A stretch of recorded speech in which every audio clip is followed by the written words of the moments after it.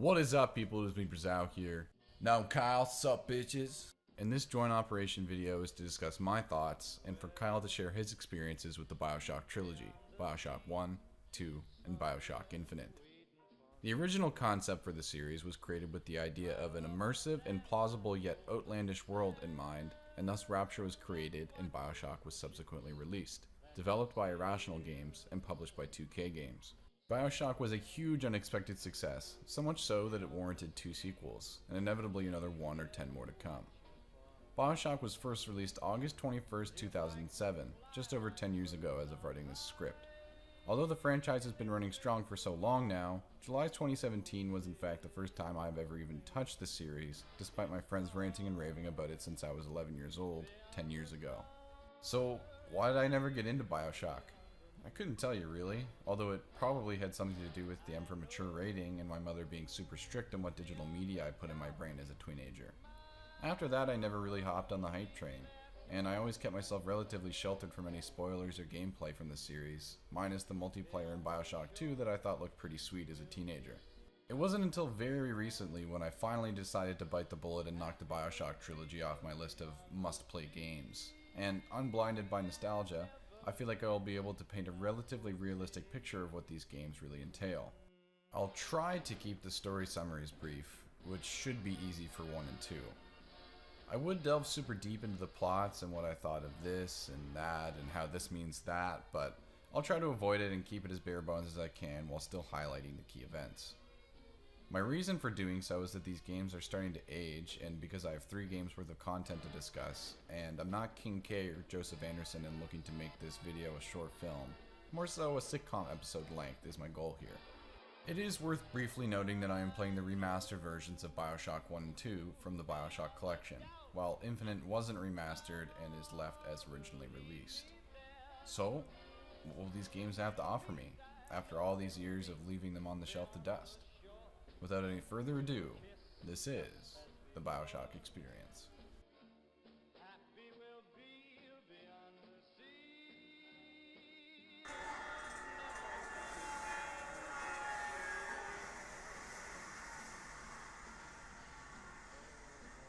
Bioshock begins with the plane you were aboard crashing into the ocean, and you swimming to a nearby lighthouse that leads you into the underwater utopia that is Rapture, the setting for this game's entirety. You are soon reached out to by Atlas, a man who claims Andrew Ryan, the creator of Rapture, is holding his family captive, and you two form a quick relationship, banding against Ryan and mutual interest in getting the hell out of Rapture, along with Atlas's family. It isn't too long before you're introduced to this game's enemies, Splicers, which are humans that became too reliant on Adam and have become deranged. Adam is Rapture's lifeblood of sorts, a substance extracted from a certain sea slug that gives the user potent stem cells thought to be able to deviate into any form of cell. Rapture's denizens became addicted to Adam, and without enough research to show the negative side effects of the substance, they mostly all became splicers, starving for Adam and becoming nonsensical. Rapture's scientists experimented greatly with Adam, and created plasmids and gene tonics, which grant the user special abilities. Many of these abilities are available to you, the player, either by finding them or by purchasing them at one of the Gatherer's Gardens found in Rapture, which allow you to both buy and upgrade your plasmids and tonics in exchange for Adam. You have one means of collecting Adam in Bioshock, either by harvesting or rescuing the Little Sisters, which are little girls that were implanted with the Adam-producing sea slugs by Bridget Tenenbaum, after her research concluding this would increase the yield of Adam, which was and continues to be in very high demand. The negative consequence to the creation of the Little Sisters is that they too become Adam crazed and lose connection to the real world, wandering around Rapture in search for Adam with the protection of the Big Daddies, which are people who have been grafted into huge subnautical suits and pumped full of lots and lots of Adam. The Little Sisters harvest Adam from the corpses of fallen splicers and share it with the Big Daddies, and in exchange, the Big Daddies protect them from the splicers who would inevitably steal the Adam from the Little Sisters. To get the Adam from the Little Sisters, you must kill the Big Daddies, which prove to be formidable opponents, especially in the early game. Harvesting the Little Sisters forcibly removes the sea slug from them, killing them, while rescuing them returns them to their normal selves, posing one of Bioshock's first questions of morality. Atlas claims that harvesting the Little Sisters is similar to pulling the plug on someone who has terminal cancer, while Tenenbaum pleads with you to rescue them. Journeying further into Rapture, you run into many of Ryan's former colleagues, who have now all lost their minds due to heavy Adam usage. Before too long of trying to help Atlas find his family, you witness a scene where Ryan supposedly murders them all. Upon cornering Ryan, he activates Rapture's self-destruct mechanism, and eventually you confront him, where he reveals that Atlas has been mind-controlling you the whole game to do his bidding, using a simple phrase, "Would you kindly?" You kill Ryan and take his override key, as Atlas remarks, upon doing so, Atlas reveals he is actually Frank Fontaine, who is the person who opened Fontaine Futuristics, the company that employed Brigitte Tenenbaum and others in order to begin the mass production and sale of Adam, ultimately leading to Rapture's societal downfall. Fontaine leaves you to die, but you ultimately escape with the help of Tenenbaum and the Little Sisters. You awake to the voice of Tenenbaum, informing you that she has wiped most of Fontaine's mind control from your brain, and the rest of the game is essentially a mad dash to kill the extremely spliced out Fontaine, who has had his fair share of Adam, and proves to be the game's final boss. Upon killing him, you return to the surface to live the remainder of your life, and based on your decisions in game, will experience one of 3 endings. Bioshock fans will notice I left out a lot of details, as I said I would.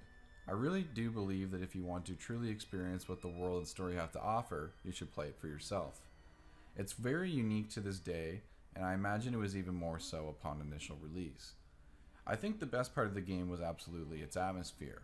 The story was good, but paled in comparison to Rapture, the world created under the sea to create the perfect utopia for its citizens, and the plights and subsequent downfall that led to the Rapture that you see in the game. Available through audio logs and the hidden bits of info in the world of the game, you can learn so much about the world of Rapture, and it really is immersive and believable, just as the developers sought for it to be. I do have to say that beyond the story and world of the game, Bioshock really hasn't aged that well. The gameplay is very bare bones. The weapons are out of balance and boring, and combat is very underwhelming, often seeing you run around, kill a few generic baddies, looting their bodies, before you run to a room to loot it before you rinse and repeat. There aren't a lot of enemy archetypes to spice up most encounters, and aside from collecting new plasmids and finding the power to the people machines which upgrade your weapons, there really isn't much to do here gameplay-wise. The game is certainly driven by the story, but even then the story never truly grabbed me and pulled me in like I expected it to.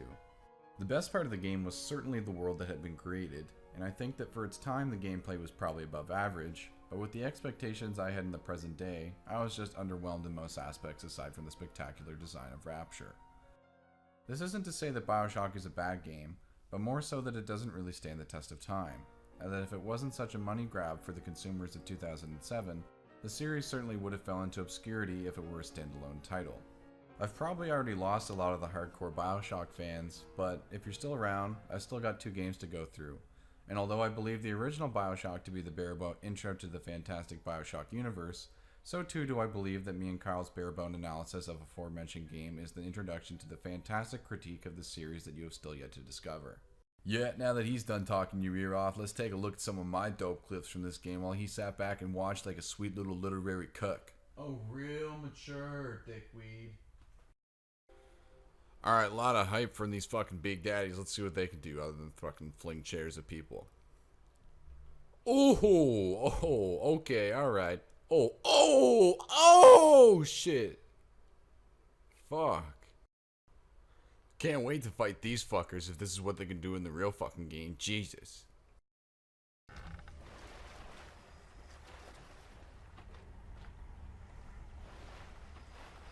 You stupid fucking fish.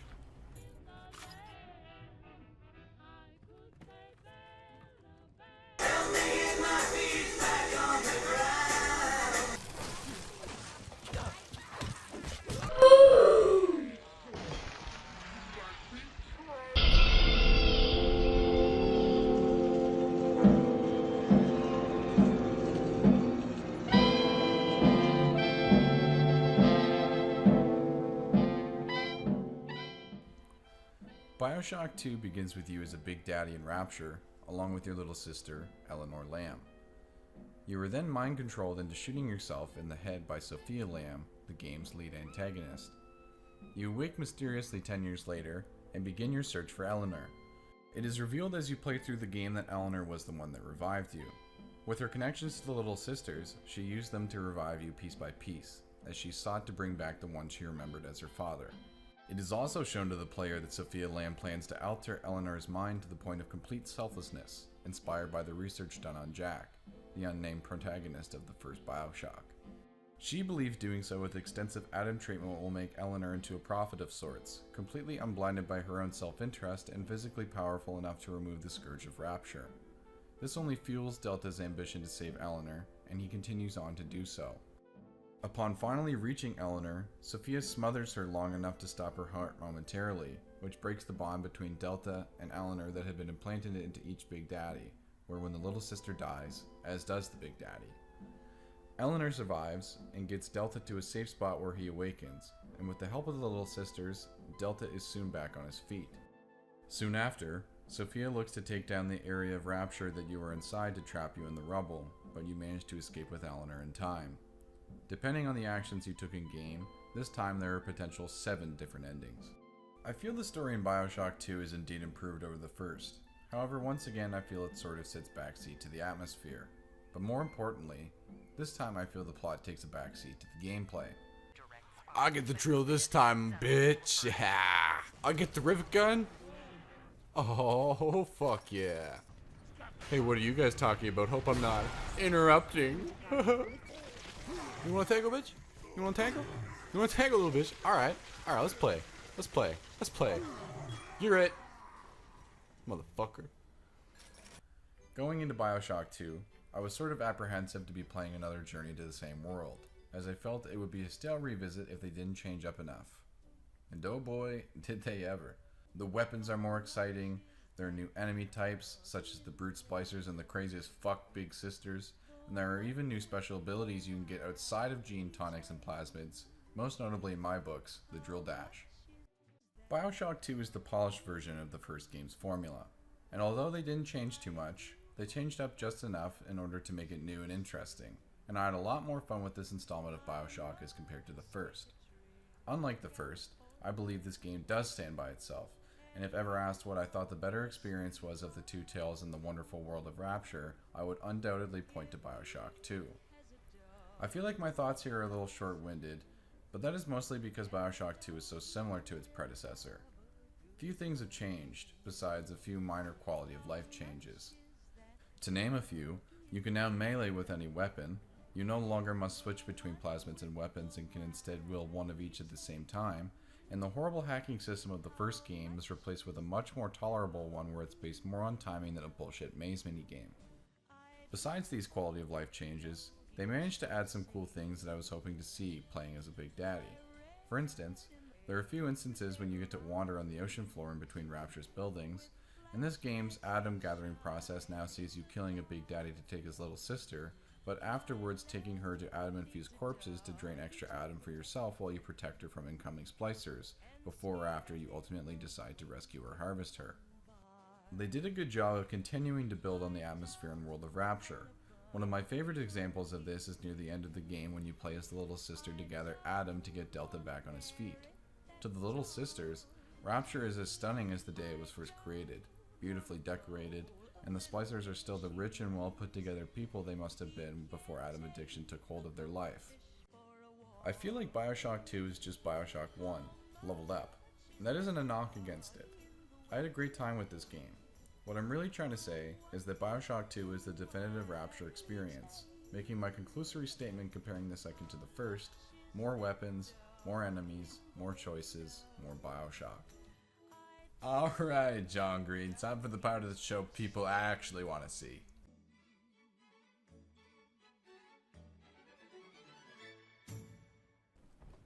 Bioshock 1 and 2. Beautifully remastered. Got you now, bitch. Got you now. You trying to go somewhere? I don't think so, bitch. I don't think so. I told you before you're no match for me, bitch. Get the fuck out of here. Get the fuck out of my face, bitch.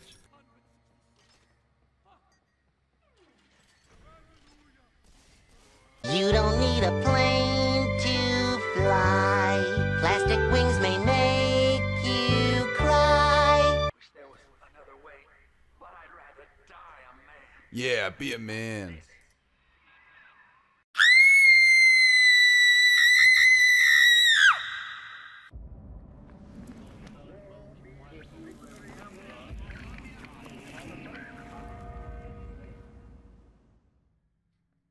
Alright, so the first two Bioshock games are like two brothers, where they both look and talk the same, but the younger brother just so happened to be 10 times more successful in their line of work because he witnessed all the things his brother did wrong.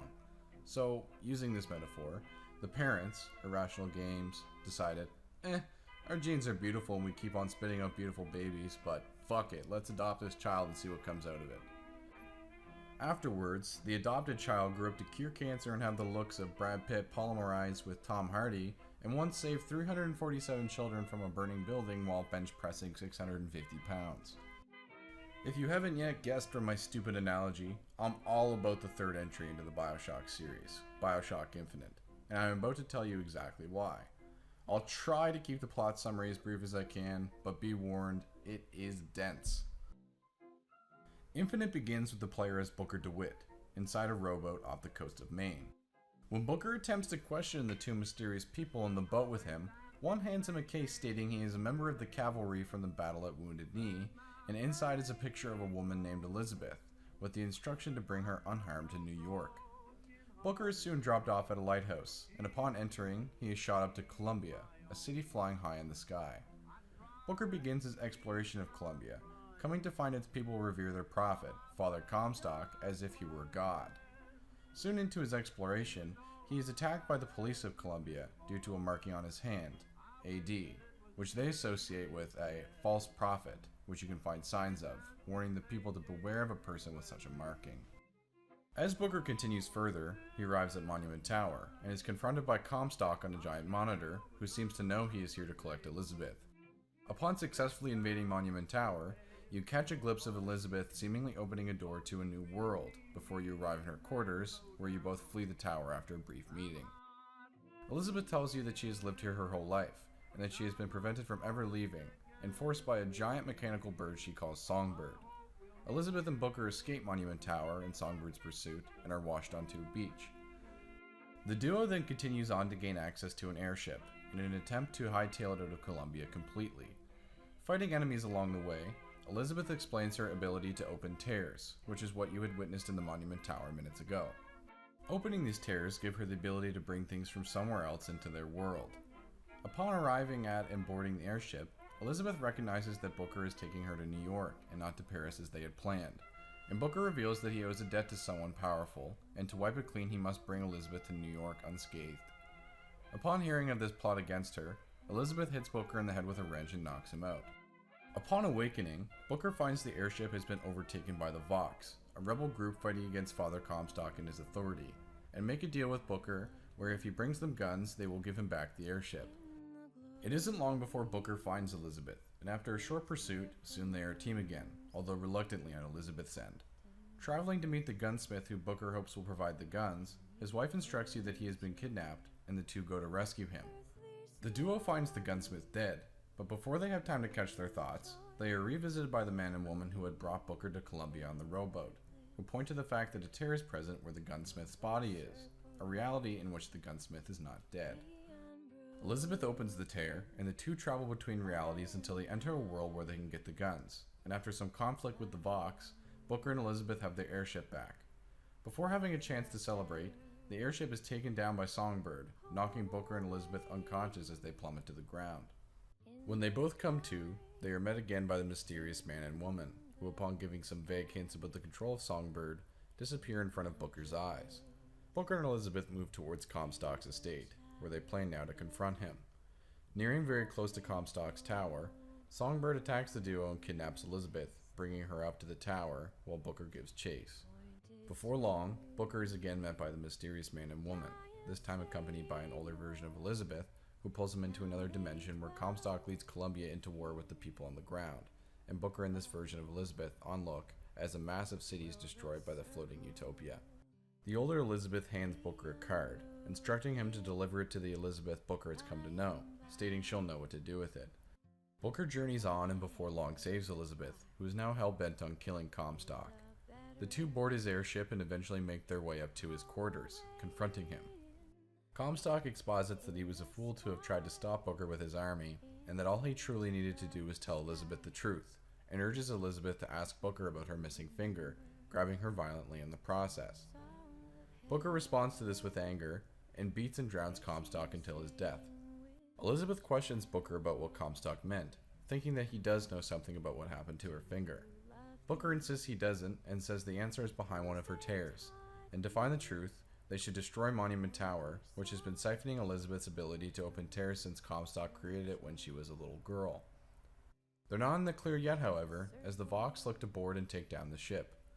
Elizabeth figures out that the note from her older self is the notes to the song that allows the two to take control of Songbird, aiding them in the Vox assault. A lengthy battle concludes, and Booker gets Songbird to take down the Monument Tower. Shortly after doing so, Songbird reverses his aggressions toward Booker, but before he can attack them, Elizabeth transports all three to Rapture, and Songbird dies to the water pressure.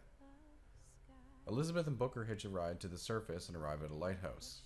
Upon entering the lighthouse, you open the door to a bizarre reality. There are millions of lighthouses everywhere, and Elizabeth explains that each one opens the door to a new world, and that her and Booker's story always begins right here, at a lighthouse.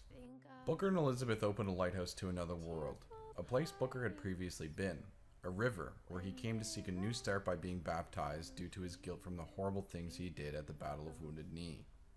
Booker refused the baptism because he feels it wouldn't fix any of the wrong he had done. Booker gets exasperated with the situation and wants to go to Paris and be done with all of this, to which Elizabeth explains they can't until Comstock is truly dead. Booker argues he is dead already, but Elizabeth says he has been through here and points him towards a shed. The two enter into a dark office, where the mysterious man tells Booker, "Bring us the girl, and wipe away the debt." Booker explains to Elizabeth this is the man he was to bring her to, but upon entering a door in the office, he finds a baby, his own daughter. Elizabeth tells Booker this is the girl to clean the debt, and Booker hands the man the baby. Entering another lighthouse, we are brought to an alley where Comstock is with the man and the lady that followed you everywhere you go through the game, and Booker desperately tries to take back his daughter from Comstock, who escapes with the man and woman through a tear. But as they escape, the tear closes on the baby's pinky finger, severing it from her hand. Elizabeth tells Booker he lived in that room depressed for 20 years, branding his hand with the initials AD for Anna DeWitt, his daughter he sold to absolve his debt he had accrued over time. One day, however, the mysterious man opens a tear off the coast of Maine where the game begins, bringing Booker with him. And the player is shown here that due to the travel between worlds, Booker's brain struggles to understand the reality he is currently in and puts together a new story based on his old memories, namely, to bring this man the girl to wipe clean the debt that he had accumulated 20 years ago. Booker comes to the idea that he must kill Comstock when he was born, and that will reset all the events that took place to set these realities in motion, and they run towards a final lighthouse. They enter and are brought back to the river where Booker rejected the baptism, and he questions why they're back here. Elizabeth explains that it's not the same world, and more Elizabeths start to enter the frame.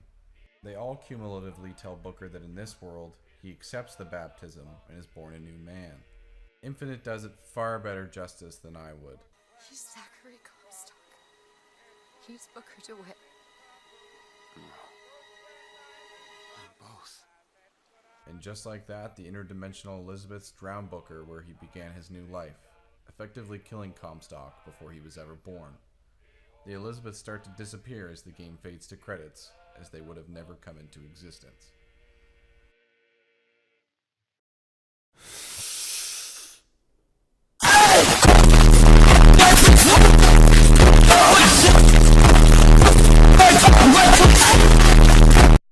Bioshock Infinite is one of the most well thought out stories in any game I have ever had the pleasure of playing throughout my life.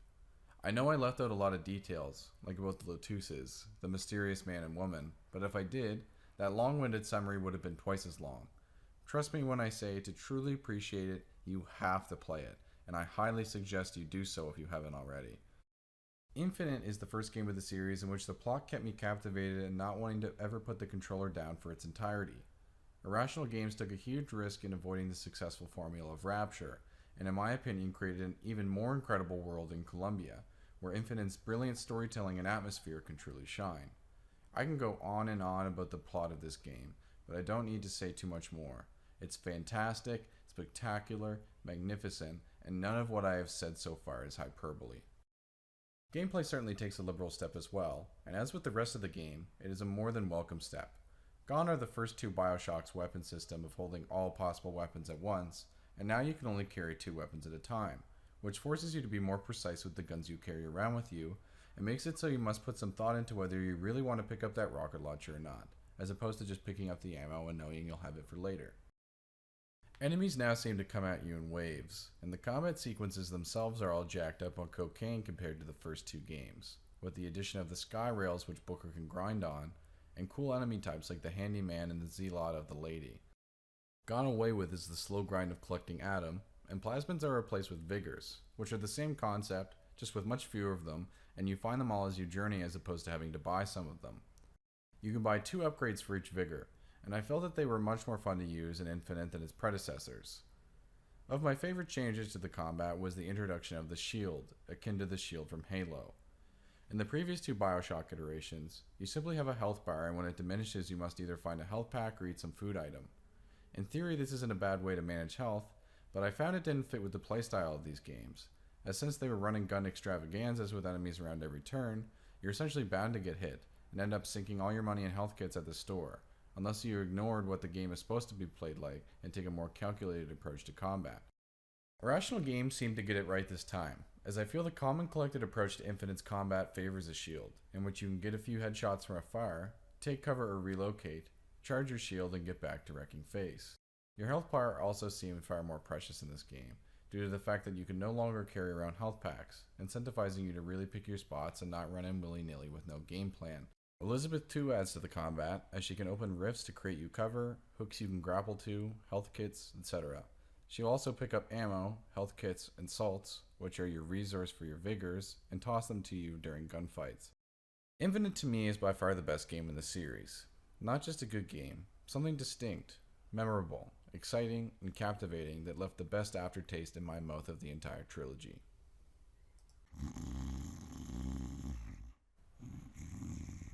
Kyle? Kyle, are you fucking sleeping?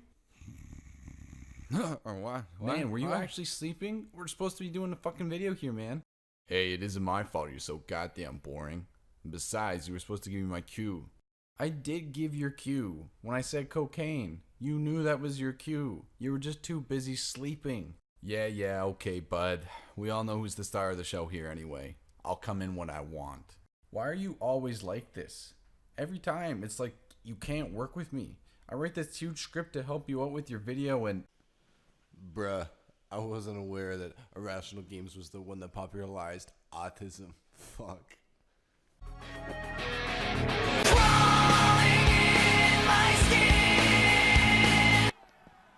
Hey! Hey! Shut the fuck up! Shut the fuck up!